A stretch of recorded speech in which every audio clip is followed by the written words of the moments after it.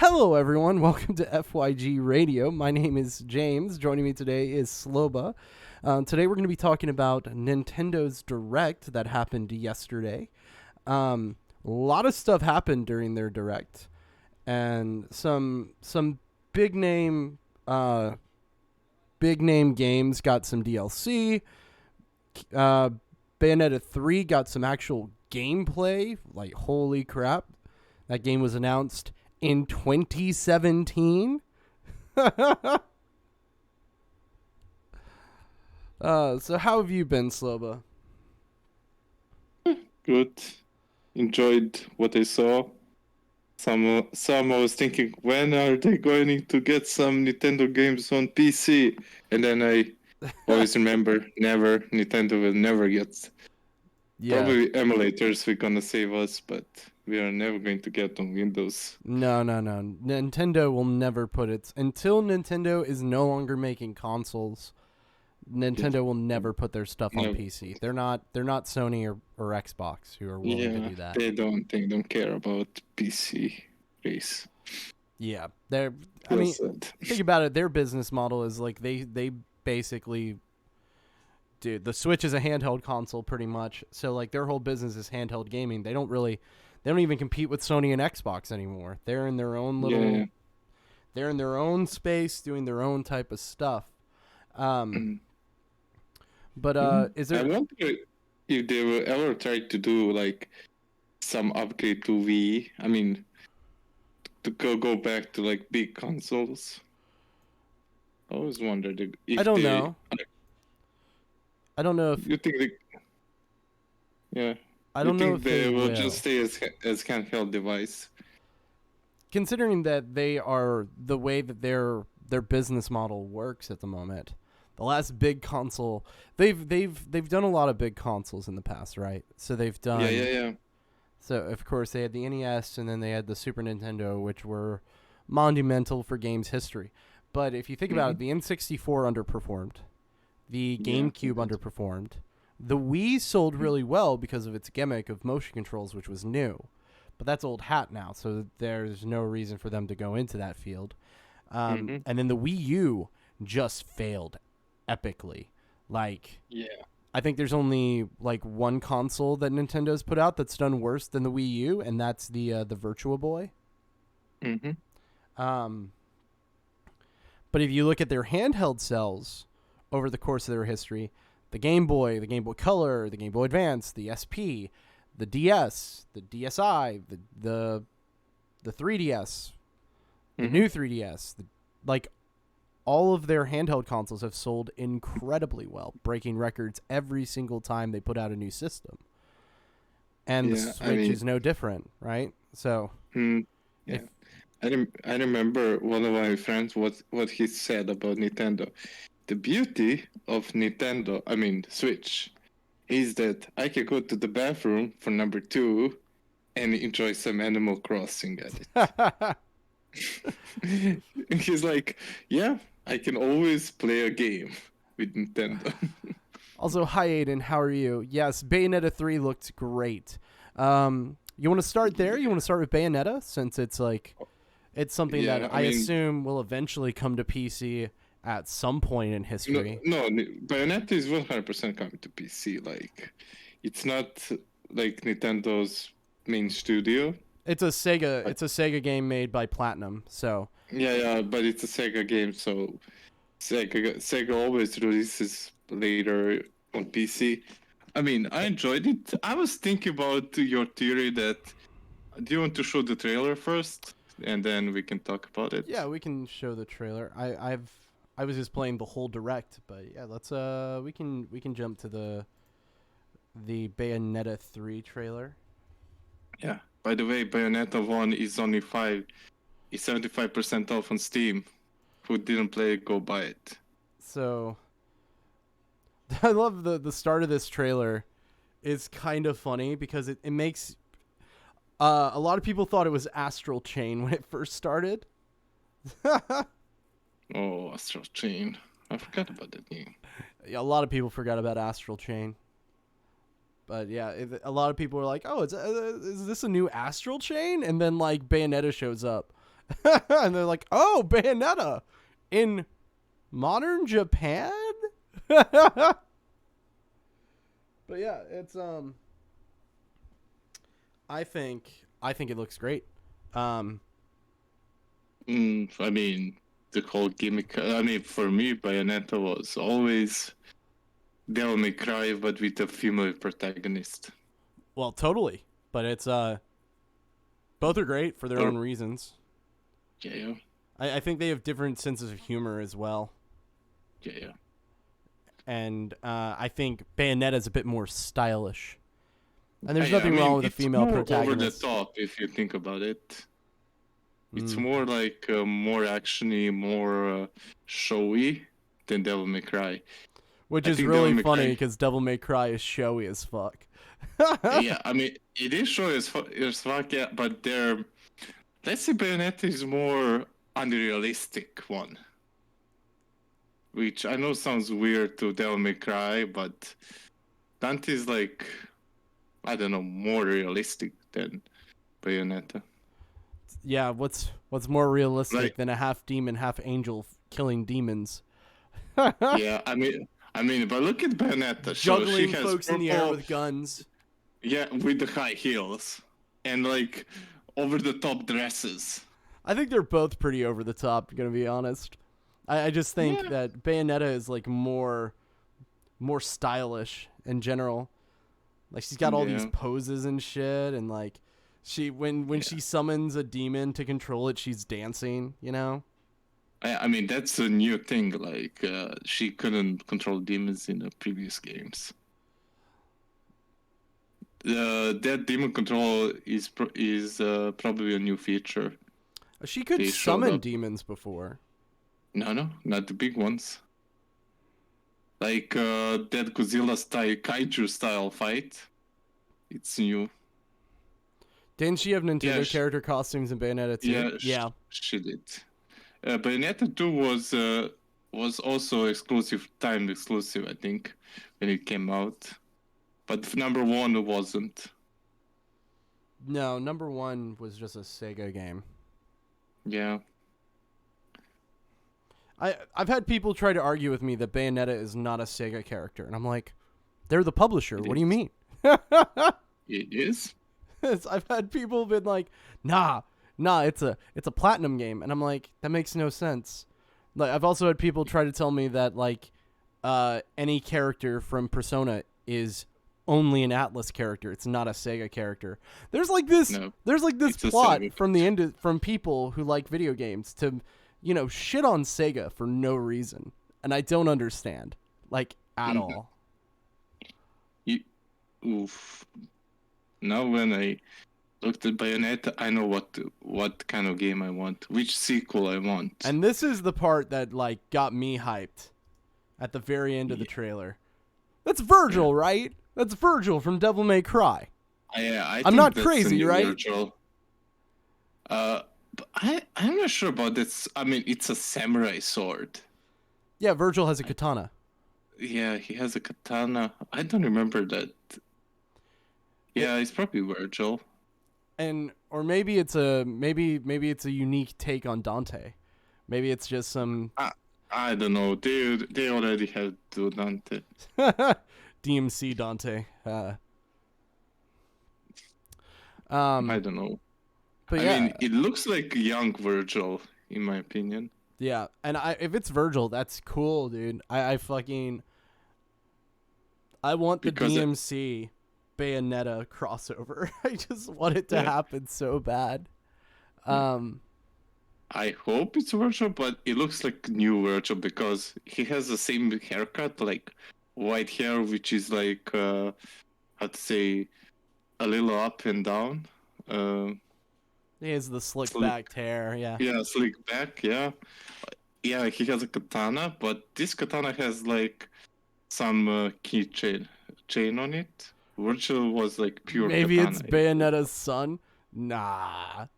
That's Virgil. You wouldn't just show off. Okay, so my thing is, like, you wouldn't show this character at the end of the trailer and it not be someone.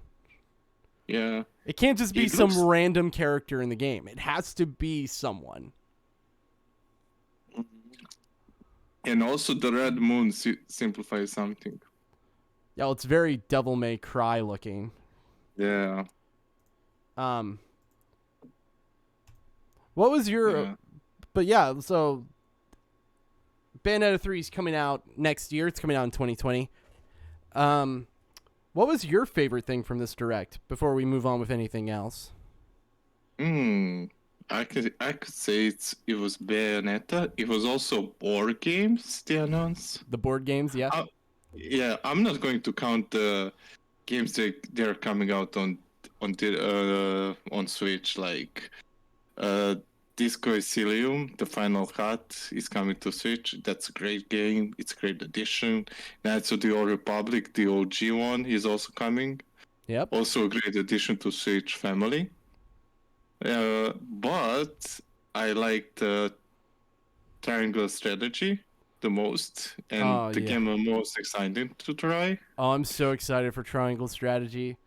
For Yeah, those who don't know, I'm a tactical RPG streamer. so that'll be a fucking day one play, dude. Like, yeah, that'll be pre-order. As soon as it's available for pre-order, I'm gonna pick it up. Okay. So also the voice of cards looks very interesting. The Voice of cards, RPG yeah. card game. Yeah. And I want to ask a question. What do you think? Who's the final character for Super Mario? For Smash Bros. Super Smash, yeah. I have no clue. We'll find out on October 5th when Sakurai Sensei does his whole. I mean, who do you want it to be? Who do I want it to be? Mm-hmm. I think Spyro would be cool. I think Spyro as a representative of PlayStation would be really cool. But I don't think it'll happen. Well, maybe... No, I don't think so. I was thinking maybe they can put in Bayonetta. But if they wanted to put Bayonetta, they would probably announce it with the game. Bayonetta's already in the game. Oh, shit? I don't know. I never saw anyone play her in a competitive, so... Oh, man, she is... that's strange, because she's busted. Like, when she first came out for Smash 4. This is her second Smash game. She was banned in tournaments because she was too strong. Now she's fine. A lot of people play Bayonetta because she's very combo based. What do you think about Splatoon 3? I never played it. I give zero cares about it. Like, good for Splatoon 3 good for Splatoon fans, but I don't understand how Splatoon is getting a third game in its franchise when, like, it looks exactly the same as the last two games. And, like, it's going to have the same type of gameplay. They might add some new weapons and stuff, but it's pretty much the exact same game you already have. What is the benefit of buying the new one? I mean, I think it's only, like, bigger. Okay, when I was at the game conference and I was listening to a seminar about a guy talking about sequels to a franchise, they're always thinking, okay, the second part, it has to be bigger.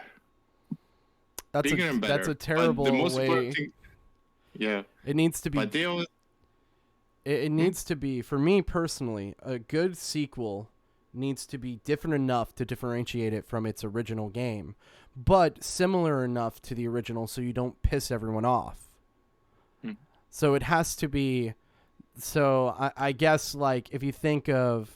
It needs to have something to differentiate it. So for RPGs, generally that's like a different story or like some sort of added mechanic like you would see in, like, say, Mass Effect versus Mass Effect 2. There you would see there's a different story, there's a reason to play this game. There are added mechanics. What is the added purpose of really playing Splatoon 3?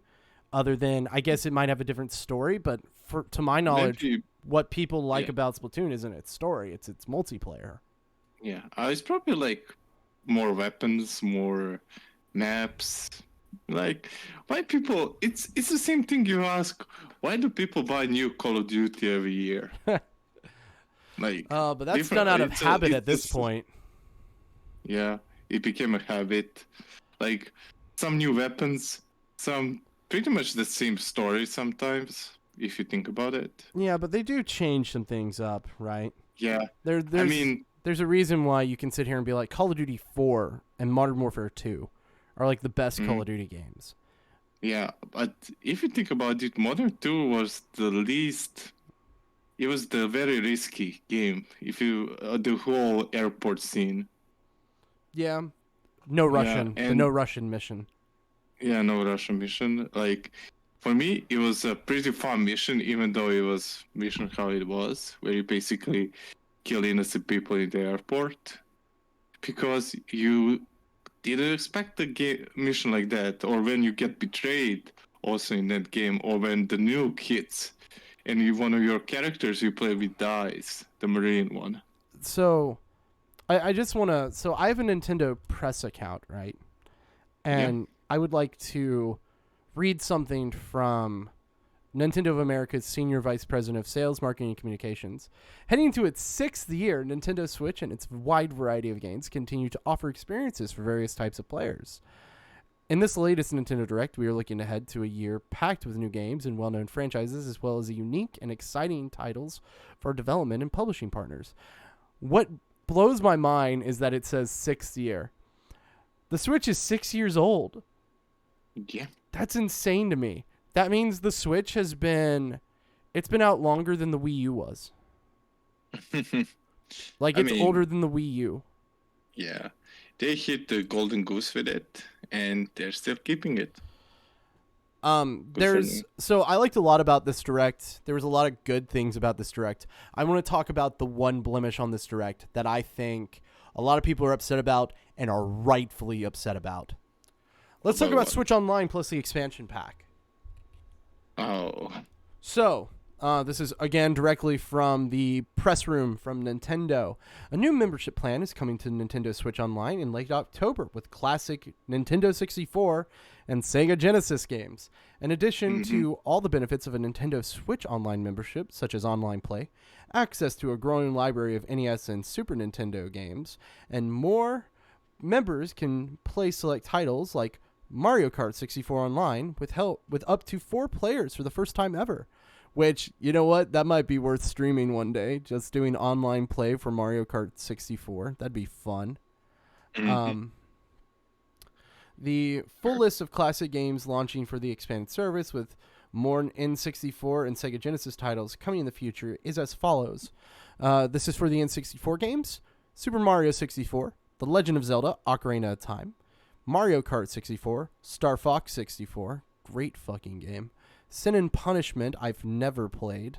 I think that's the Japanese game, like the one Japanese game they're gonna have on there.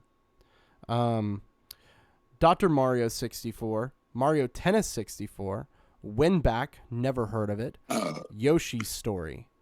Upcoming N64 games with more to come: Banjo-Kazooie, Pokemon Snap, The Legend of Zelda, Majora's Mask, Kirby 64, The Crystal Shards, Mario Golf, Paper Mario, and F-Zero X. Now, for the launch lineup for the Sega Genesis is Sonic the Hedgehog 2, Streets of Rage 2, Echo the Dolphin, Castlevania Bloodlines, Contra Hardcore, Mr. Robotnik's Mean Bean Machine. I love that name. It's a Puyo Puyo clone. Golden Axe, Gunstar Heroes, Musha, Phantasy Star 4, the best Phantasy Star game. I will fight anyone who says otherwise. Restar, Shining Force. Fuck yeah, Shining Force is great. Shinobi 3, Return of the Ninja Master, and Strider. God, they should make a new Shining Force game. How good would that be? Oh, and just go and compete with Fire Emblem. Give us a new Shining Force, please. I don't know. I really want to see what remake of Phantasy Star, to be honest. Yeah. You're talking about the End of Millennium, right? Yeah, that's number 4. Yeah. Yep. Yeah. I only know the name, so I forgot which was the first. Yeah, I also played that one. I think I played like in It does this. 99. It does this really cool thing where it has So when dialogue happens, it has like these little brackets where it shows the faces like you would see in like a normal like visual novel or something. But the way it was drawn, it was kind of like panels in a manga. It was really fucking cool. I love that. It's such a cool aesthetic. Yeah. Nintendo Switch Online members will also be able to pre-order new controllers that resemble the original N64 and Sega Genesis controllers at a later date. These wireless controllers can be used to play these classic games on Nintendo Switch Online. More details about Nintendo Switch Online plus expansion pack, including release timing and price, will be revealed at a later date. So, Sin and Punishment was the N64 game that could play with two controllers like GoldenEye, and it was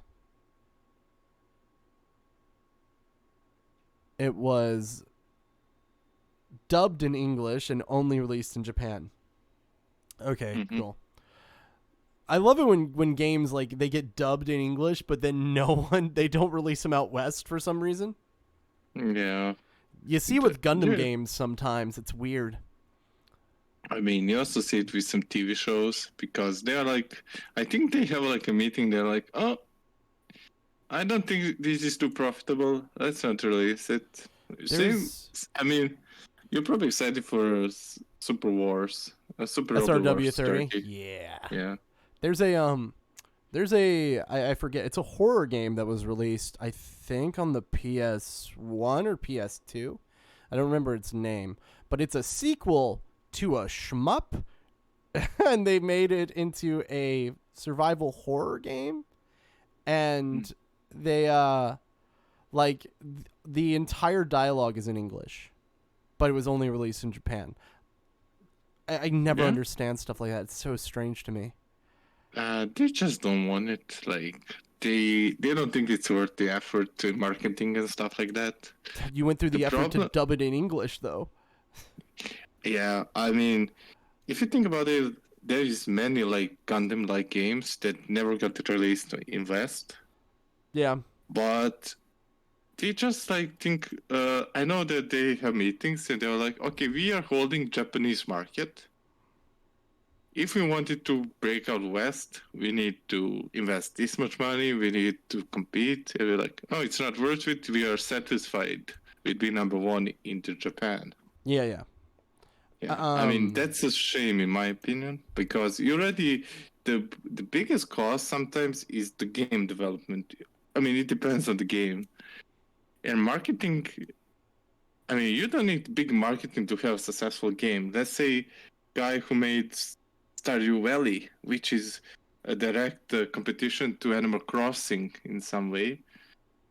He didn't do any market. I mean, the marketing was players who said, oh, this game is awesome. Yeah, I think Stardew Valley was an attempt, because he was trying to fill a space that was gone, right? Yeah. Because Stardew Valley is like it's basically like a 2D version of Harvest Moon. Yeah, and it is. That's what he wanted to. He was like, I miss Harvest Moon, but no one's making Harvest Moon games anymore, so I guess I'll make a Harvest Moon game. And he did, and it sold like hell. I mean, people still consider it like better than Harvest Moon. Some people. I don't know. Harvest Moon on the N64 is pretty good. Ooh, they should put that on fucking the N64 service. That'd be great. When they up the price, they're gonna put it. Yeah. So this is my one bad thing from the Direct. Why is it a bad thing for these retro games? It's not bad for them to exist and be on the system. First of all, I want to talk about Sega Genesis being on there. Fucking bizarre. and if you grew up a Sega fan, this feels sacrilegious. Like, this is the like it's been years since like Sega versus Nintendo. I get that they've been friends for a long time now, but it still feels weird for Sega games to be on a Nintendo service as a bonus. I mean, Sega doesn't want its own service. That's the big deal. Oh, because they make more money when they don't have to do that. Yeah, I mean, they know the audience. Like, okay, Bayonetta. They're like, okay, you can have Bayonetta. Just pay us that much money for exclusive deals, Yeah. which happens a lot. A lot. I would love to see like the Sega Genesis stuff do so well that they're just like, hey, how about we make a new say Sega Shining service. Force or a new Rise Star, or a new Mm-hmm. Echo the Dolphin exclusively for your console or something. That'd be interesting. Yeah. I mean, if you think about it, in my opinion, Sega can have their own like franchise or Game Pass and stuff like that. Oh, they could. Because people forget Sega also holds Persona. Yeah, they own Atlas and they also own Creative Assembly. So they own the Total War games. They also own like Yakuza series, which is also beloved series. I said this the other day. Someone was like, "There's no way Sega could compete if they wanted to start. If they wanted to get back into consoles, there's no way they could compete." Is what someone told me, and I'm like, no, because I want to understand this. Sega owns more IP than Xbox and Sony combined. Yeah. Because in the 90s, they had to make all their games because Nintendo strong-armed people to prevent them from putting stuff on their system. So Sega had to make all their own games. I mean, they also own like game. They also have a partnership with Game Workshop, so they basically own the whole Warhammer Fantasy universe. Yeah, which is a big universe. They also have a Total War. They also say, like, one of the most favorite games from Sega for me is the Valkyrie Chronicles series. Yeah, they also have Valkyria Chronicles. Yeah, they also had they also did Alien Isolation. So like they have like a wide breadth of content that they could use. But my main issue with this whole thing, right? This whole expansion pack is that it's an expansion pack and that you have to pay extra for it. When currently like the current service isn't that attractive, right? Like it gives you what? Online play. It lets you you get those NES and those SNES games, which are cool if you were born in the 80s and early 90s. Or actually, if you were born in the 80s, really. Because, like, I was born in 1993, and the only one... Like, I've played the Genesis games because I had, like, the Sega Genesis collection on the Xbox 360. But, like, a lot of these games are not games that I would, personally be like, oh, hell yeah, let me get some of that Star Fox on the original Super Nintendo. It's a bit. I mean, it's not that exciting in my opinion. It's like it's okay, but am I really excited for? I don't know, for Star Fox to play it on and pay like super premium service. It's especially considering you could emulate all these games for free. Yeah, you can emulate them, and it's if they were like, oh, you can play it like remastered or like not remastered a little like an upgrade, like they upgraded them a bit. Upgrade with the bonus mission. I am all for remastering, but I want to see something new. I never want to see only graphical improvements to the game, which is some remaster stuff they do. Like they remade Majora's Mask on the 3DS, right? They remade it. They also I mean, that's a remake. I want to say Resident Evil, but Resident Evil is a full remake. It's not a remaster. Actually, I would love if Sony did something like this, like a PlayStation 1 collection, and they put the original Resident Evil on there, live action opening cutscene and all. Like that's I want it so bad. Like in my opinion, Konami has a lot of games they can remaster or remake. Oh, of course. I really want to play. I mean, Konami was on here, right, with Castlevania and Contra. Yeah, So but that's not the kind of games I want them to remake. That's the problem. I oh mean, I know I there are a lot of Castlevania fans out there. I love Castlevania. I'm one of them. Yeah, but I mean, I think both of us really want to play a new Silent Hill game. Yeah, I love Silent Hill. I want Yeah, to, I don't. but here's the thing: I want a good Silent Hill game. Yeah, I want a good Silent. I want a good We like haven't had a remaster of good the one previous Silent Hill game. since Silent Hill 4, and to a lot of people that's debatable. Hmm. Um, Yeah, because you're probably never gonna get another Metal Gear good game. no. But Yeah. again, so like my main issue is they could have just given us these N64 and Genesis games as a part of the regular online subscription that they Mm. already are giving, that they already have. Like, why do I have to pay extra for these?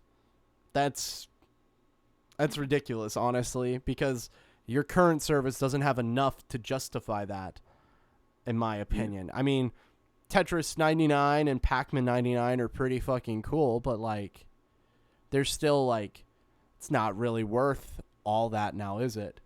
Yeah, yeah, not really. But I think in future they're gonna add a bunch more stuff. It's gonna become more worth it. Same as a Microsoft Pass, Xbox Pass. At the Yeah. start it was like meh, then it started to be good, and then But they started to but up the even price. then, like Game Pass is such a better deal than the online subscription for Nintendo, right? Because Yeah.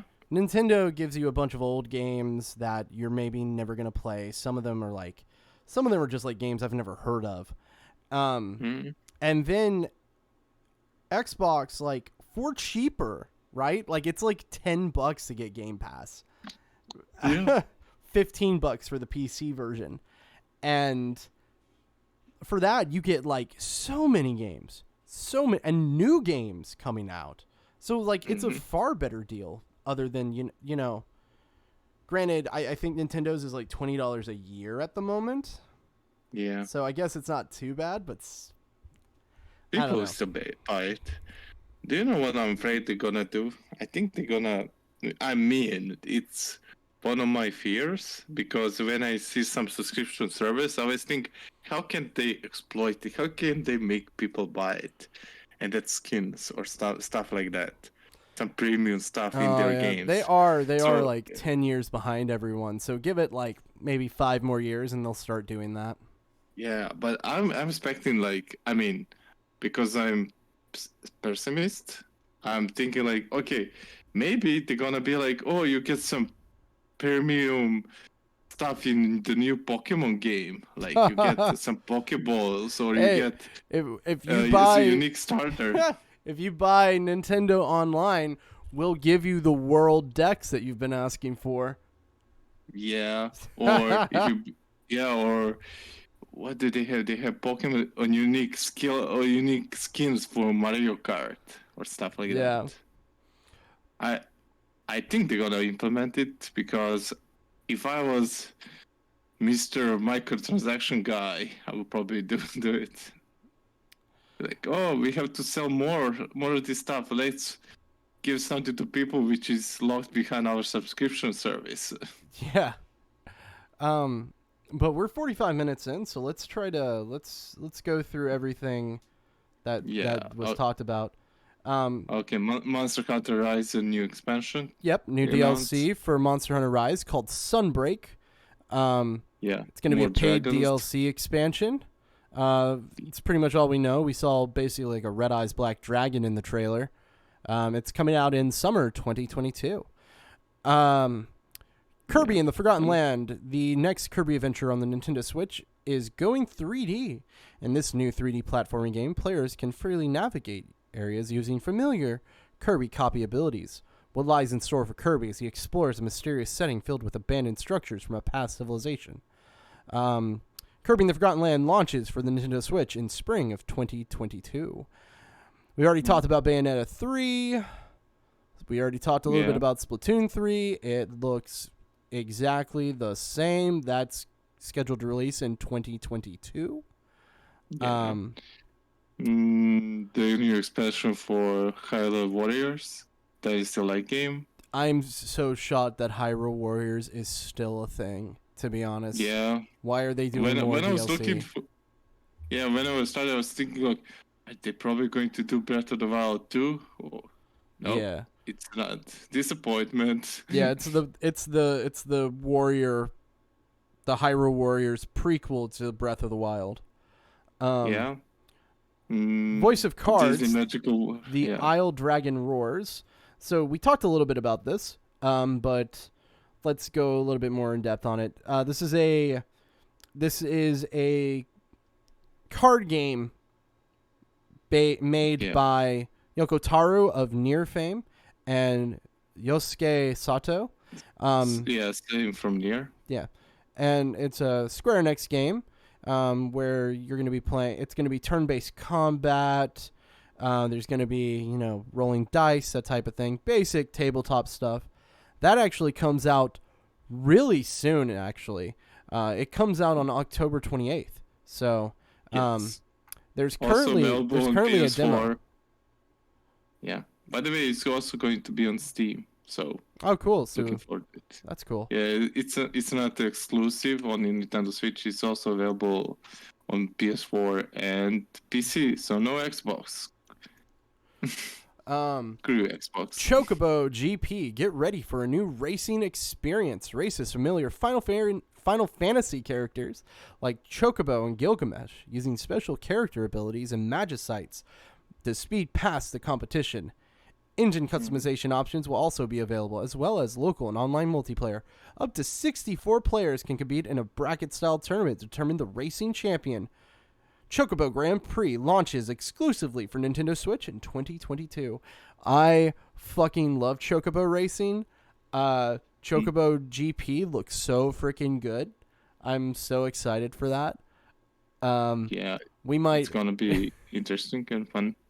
2020 is going to be a fun year for my Twitch channel. I'm going to be playing some Chocobo GP, some Triangle Strategy. Speaking of which, Triangle Strategy is by the folks behind Octopath Traveler. It's a HD 2D strategy RPG, and it launches on March 4th, 2022. If you haven't seen Triangle Strategy, check it out. It's got a demo on the Nintendo Switch. It's really good. Yeah, I advise everyone. It's probably a game I will probably want to buy Nintendo Switch for. It's for me, Triangle Strategy is a console seller. The reason I bought my Switch was for Octopath Traveler. Yeah. So Octopath is now on PC. Yeah. I don't think this is going to come on PC anytime soon.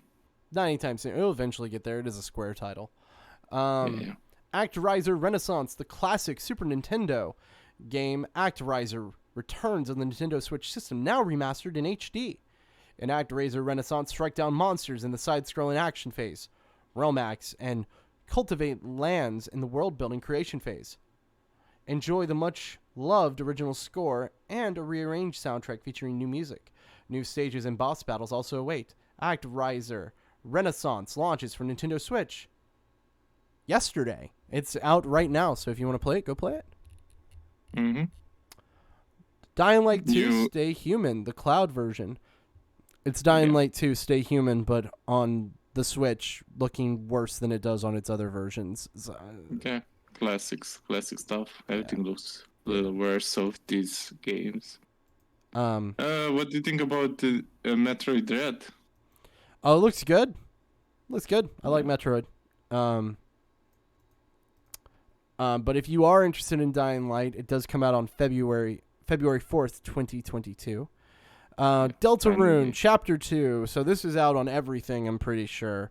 Or at least it's on PC, at the very least. But it's also coming to the Nintendo Switch, as in it's already on there, I'm pretty sure. And it's also available as a free update for owners of Deltarune Chapter 1. This is made by the same guy, Toby Fox, who made Undertale. So, yeah. Animal Crossing New Horizons is going to get a free update in November. Keep a lookout for that. Follow Isabel on Twitter for more information. That's literally what it says on the press site. There's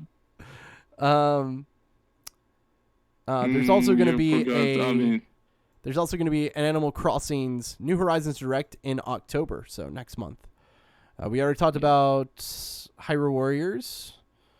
We mentioned the Knights of the Old Republic OG. Yes, we did. The final DLC Disney fighter Magical in World Super 2. Smash Brothers is going to be revealed on October 5th. So keep a lookout for that. Mario Party Superstars. This is basically Mario Party 64 or Mario Party 2 remake is basically what this seems like. Mm-hmm. Because you've got like I know Horrorland is straight up from Mario Party 2, and I love Horrorland. We might play some Mario Party on Halloween, and just do Horrorland the whole time. That'd be fun, right? Mm-hmm. Play that and some golf. Yep. But yeah, Super Mario. So I almost called it Super Mario Party. Mario Party Superstars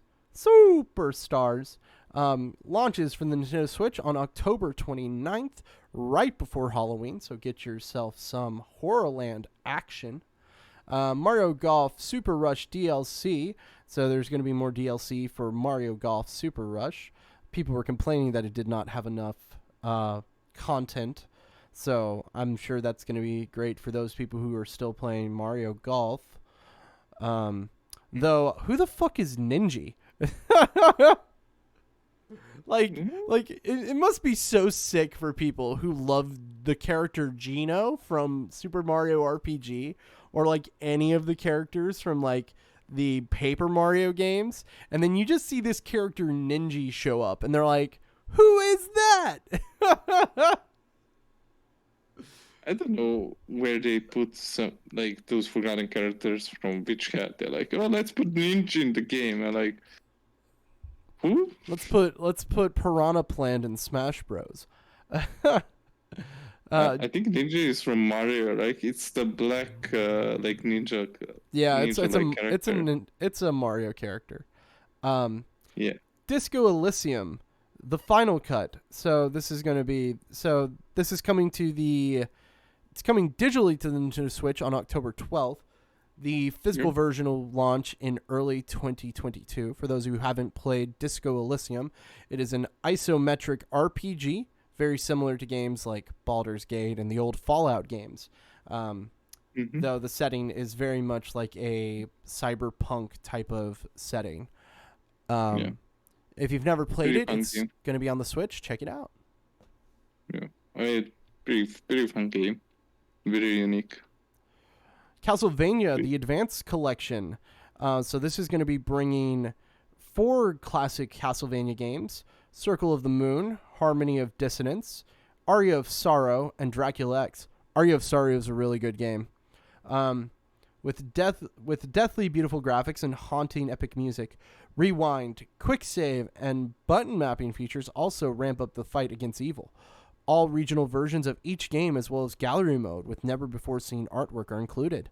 I think it's really cool to include like all the different regions, especially the Japanese versions, because I think each one has like different difficulty based on each region, which is cool.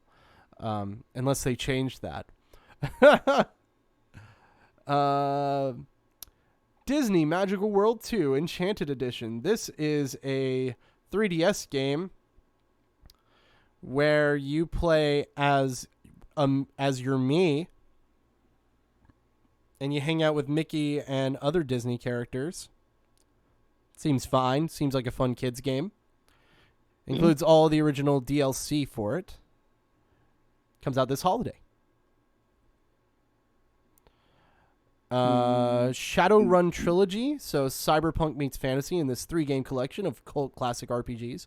I've actually never played the Shadowrun series. This is a Paradox Interactive series, correct? But, not sure. I mean, I remember the first one wasn't, but Shadowrun. But yeah, Shadowrun started apparently on the Super Nintendo. The publisher now is Paradox Interactive.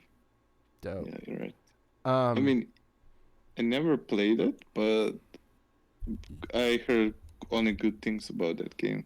Yeah, if you're looking It for... reminds people to do all Fallout, like Fallout 3, Fallout 2. Yeah. It's kind of cool. If you're into old school isometric RPGs, then check out Shadowrun.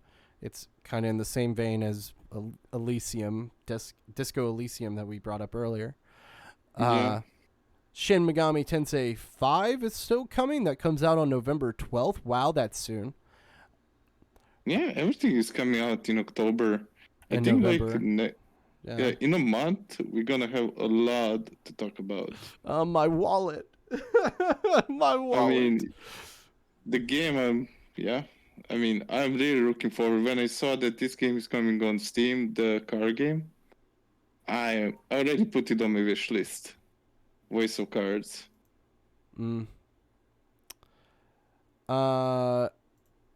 Okay, Rune Factory 5 is coming out March 22nd, 2022. Rune Factory 5 is a RPG spin-off of Harvest Moon that includes combat and stuff. It's very similar to Stardew Valley in a lot of ways, though I think it predates Stardew Valley. But a lot of this Rune Factory games, not many people played. They were like on handhelds, and not many people have played them. Some weren't even translated to English. Yeah. I have a friend who played it in Japanese, even though he didn't understand Japanese. He enjoyed the game.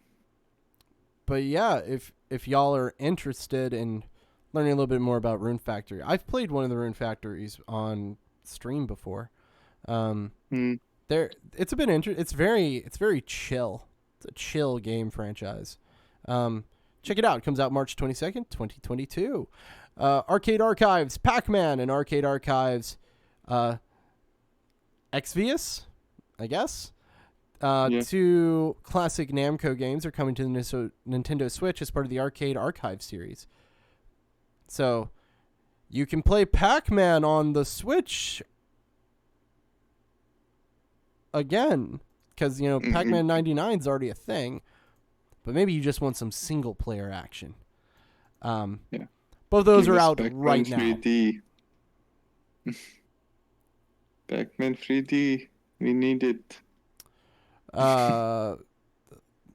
Last couple things, we got a Hot Wheels game coming on September 30th. It's been a while since I've seen a Hot Wheels game. I hope that's cool. I hope that's good. I loved playing Hot Wheels games when I was a kid, or the Micro Machine video games. Those were really fun too. And then Surviving the Aftermath is a procedurally generated world-building game set in a post-apocalyptic future. That's launching this winter. And then Wreckfest, a demolition derby-themed racing game with soft body damage. That's coming out this fall. Yeah, a lot of games coming soon. A lot of stuff coming from the Nintendo Switch. Overall, I liked this press conference. I think all the games and stuff are really cool, but there's one thing we have to talk about that we haven't talked about, and it'll be the last thing we talk about today. Are you excited to talk about the Super Mario Brothers movie? No. Honestly, when I read the cast, I was like, this sounds like a stoner movie. I mean, every time I see Seth Rogen, I'm thinking like it's a stoner movie, and Jack Black, of course. Jack Black is like Charlie Day and Jack Black are the best decisions. Like that's such a good. It's so good. It's such a good choice. Did you watch the previous Mario Bros movie? The one from like the 80s? No. Yeah, it's oh my God, you have to watch it. You have to watch it for the memes. So the Mario movie is coming out holiday 2022. Specifically in my region. In my region, it's coming out December 21st, 2022. So the day after my birthday, I guess I'll go see the Mario movie. I don't know. I just honestly, I'm a little stunned by the choices. Yeah, Okay, I like Jack Black. I like Seth Rogen as a Donkey Kong. yeah, Seth. That's really And funny. That's a funny one. yeah, also Charlie Day as Michael. Luigi's great. Yeah, Keegan as a Toad. Keegan Michael Key. It's really funny. From K and I think like the casting is pretty good in general, except for Mario. I honestly don't like Princess Peach. I don't know who Princess Peach's actress is, so I'm just gonna be like, okay, cool. It's do you know from the Queen's Gambit? No, never seen it. Was all. So yeah, it's a girl from Queen's Gambit, the main character. But also, do you know the guy I like, the Cranky Kong, Fred Armstrong? It's the guy from SNL. Oh, really? Also great comedian. But I like Chris Pratt. I like Chris Pratt as an actor. Yeah, but I never heard of him saying Italian accent, so he has to work on it. Just it's me, Mario. It's like, what voice are you gonna be doing, guy? Like, I imagine when they were looking for a voice actor for Mario or for the actor, they were like, okay, you have to say this line, it's me, Mario. And if you screw it up, no, sorry, you're not for this role. it's really strange because, you know, what's his like they have the voice actor from Mario who's gonna be in the movie, like the original voice actor, and instead of having him play Mario, they're having him play like, I guess, minor roles and like doing voices for like a character that hasn't been revealed yet. Which is weird to me. It's like, if you have him in studio, why don't you just have him be Mario? Like, having Jack Black as Bowser is a big enough draw, honestly. You don't really need Chris Pratt. And I think, I think that's going to be so good. Jack Black as Bowser. It's going to be so good. And you just imagine him doing, like, the fucking, like, you know, remember when he was, like, Tenacious D, and it's like, there stood a shining demon. I was like, oh, I just imagine him just being like, be you angels? Jack Black has done a lot of voice acting for games in couple of years. I mean, he also did in Psychonaut 2, the great game. People should try it. Oh, he also Jack did Black Tony and Hawk. the guy at Double Fine, they're like friends. Like, yeah. Double Fine did a whole game with Jack Black, I'm pretty sure. Yeah, I mean, he did Brutal Legend, like the game. This was a different game. He also voice acted in a new Tony Hawk Pro Skater Remastered 1+2. Yeah, man. So he did, great games, and he's a great professional actor. I'm just worried about Chris Pratt. For the Mario voice, he has to really nail it, because Mario is a cult game, and people will look for everything that can be wrong, especially with Mario. I think this is also, I saw a great argument about this where it was just like, man, remember, like, these characters have voice actors. Yeah. Like, there's Charles Martinet. He's the actual voice for Mario in the games. And it's like, why wouldn't you just have him voice Mario? It's kind of like the same argument people had with, like, the Sonic movie. They're like, we like this actor, but why wouldn't you just use Sonic's voice actor? Yeah. I don't know. It's an animated character. Just use the voice actor that we all know. I don't know. I saw that Charles Martinet is there. And when I saw him and he wasn't voiced, I mean, they never said what's his role. I'm thinking about I hope. What, he's Wario? There's going to be a Wario. He's just going to show up at the very end of the movie. Wario. And then basically, like, the build up for the second movie where Wario shows up at the end, like the antagonist for the second movie. Wario and Waluigi show up as the villains for Mario 2. Yeah. It's me, Wario. I don't know. I think, like, when we compare, like, the Sonic movie and the Mario the new Mario movie, you can just, like, sit there and be like, yeah. Like, you can see Like, the choices for the villains were really good. Like, Mm-hmm. Jack Black as Bowser, perfect sense. Freaking, fucking Jim Carrey as goddamn Dr. Robotnik, Yeah. brilliant. Yeah, if you think Whoever about casted it, that, brilliant. yeah.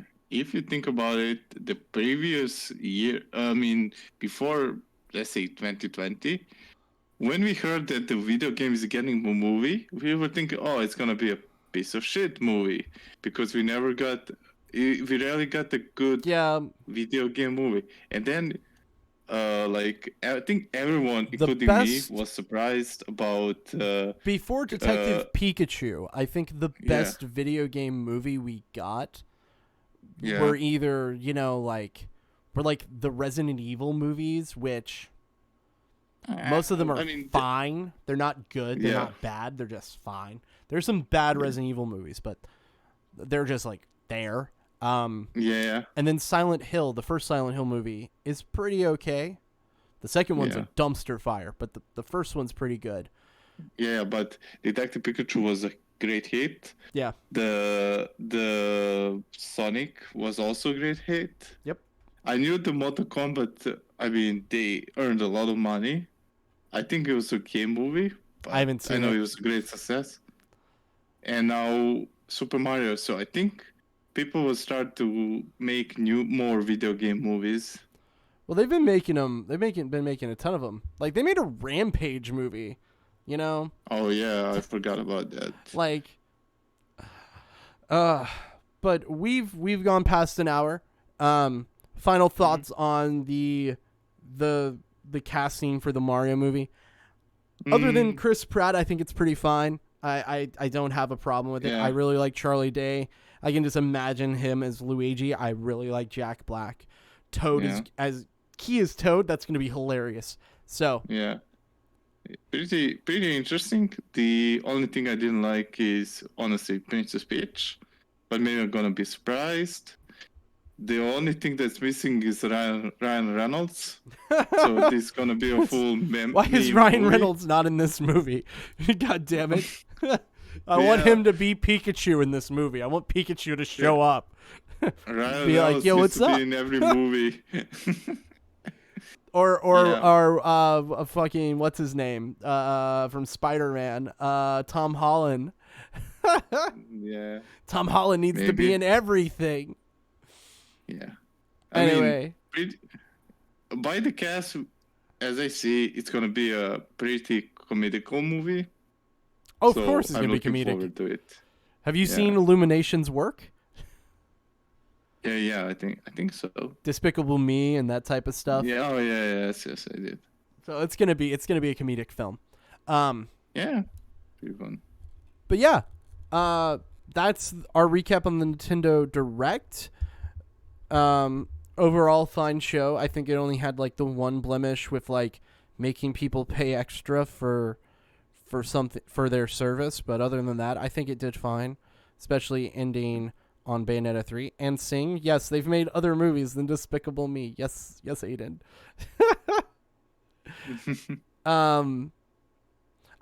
I didn't mean to sound really sarcastic there. I love you, Aiden. But yeah, it was fine. I think it was better than PlayStation's Direct from a couple weeks ago. But if you think about it, PlayStation has their Direct more often than Nintendo. They have the State of Play where they announce a lot of stuff. Yeah, Like- but Nintendo's Directs seem to be like they are events, right? They announce Yeah. Nintendo Direct and everyone's like, "Fuck yeah, Nintendo Direct time, let's go." They get like Yeah, everyone gets real excited to watch it. So I don't know. I don't know. Like for me, I don't agree with you because in like PlayStations we saw what people were expecting the most, a new God of War stuff. I think in Nintendo Direct they needed to put something about the new Breath of the Wild, So people you become think more exciting. God of War 5 is a bigger game than Bayonetta 3, a new Yeah. Kirby game, Yeah, triangle I think it's strategy. bigger. Yeah, I think it's more exciting than like I say not as much as for me as a triangle strategy, What about but I think Metroid it's a Dread? bigger news. It's bigger news and more exciting. Like a new And Metroid game, that's a big deal. mm, I enjoy a new Metroid game, but the problem I have with the Metroid game, it always looks like an old formula. Like I would like to see. Imagine if they made a Metroid game which also has, let's say, a Star Fox space fights. So I would you really you want play you want Halo that kind of Reach? game. I want, yeah, maybe something like Halo Reach, but I really want a Metroid game where there's also a outer space fighting in the starship. I'm fine with Metroid being a Metroidvania. It's kind of like the genre. Yeah. Yeah, I know it's genre, but it's same as, let's say, God of War. God of War started as a different genre. And then the creator, they were like, you know what? Let's change it. Let's try something new. Let's experiment with the franchise. Let's make And it they a did, standard over-the-shoulder third-person action game yeah, and they as made a opposed great to a success. top-down 3D beat 'em up. Yeah, I mean, same as Resident Evil. Resident Evil was like, let's try to make it first person. See, they risk it and they hit gold. Yeah. Well, I think that's because Resident Evil the had to make a yeah, change. Like it was yeah, I so think stale at Nintendo that is point. very yeah. I think that Nintendo is very hard in making. Okay, I admit Kirby is the biggest news for me when I think about it, because Nintendo makes changes and rarely risks, and Kirby third person, like similar to Mario, is a big risk for Kirby is a 3D Nintendo. platformer. Yeah. Yeah, but and I welcome it. I I think think it's they cool. should. It's a it's Yeah, it's a it's a fresh I take. think they should try more stuff like that. Like think outside of the box, make something that people don't know they want. Like I never thought I want a Kirby game, Turn and when turn I saw it, um turn F-Zero into a 2D beat 'em up like Streets of Rage. Just have Captain Falcon going side-scrolling adventures where he's just Falcon punching and kneeing people in the face. yeah, why not? It can be a great And then you game. have like in between each level you have a racing bit. Yeah, like they need to try more stuff like that. Like just try more stuff. Like also, I I can say that Bayonetta is a Nintendo game. I think Bayonetta is a Sega game. But if they really fuse Devil May Cry with Bayonetta, there's something very bold, and I think it's gonna be a great addition. Like you imagine like Bayonetta next to the Virgil fighting side by side, or combining the universes. Oh man, just fighting have Dante be a boss fight. It'd just be Yeah. Dante versus Bayonetta. Yeah. I mean, you didn't know that you want it, but now when you think about the idea of it, you know you want to play that kind of game.